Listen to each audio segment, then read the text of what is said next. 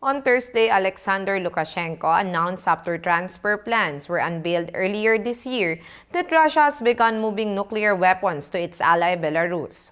The move came after a deal was signed by Moscow and Minsk to formalize the deployment of Russian tactical nuclear missiles on Belarusian territory.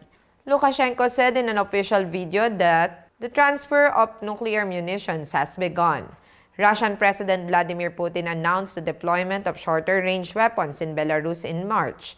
It's a way of just reminding the West that Russia is this great nuclear power and that the West better be careful.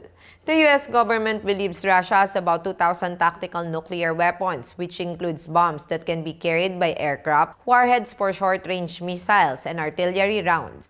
Tactical nuclear weapons are intended to destroy enemy troops and weapons on the battlefield. However, they have a relatively short range and a much lower yield than nuclear warheads fitted to long-range strategic missiles capable of obliterating whole cities. Speaking in Moscow, Lukashenko said it was possible that the weapons were already in his country. The deal signing came as Russia prepared for a counteroffensive by Ukraine. Russian and Belarusian officials also framed the step as driven by hostilities from the West.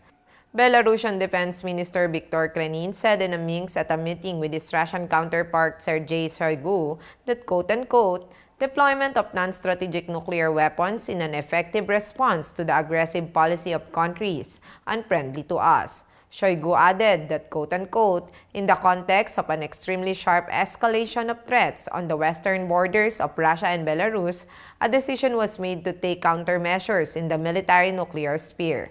I am Lovely Montoya of Manila STV.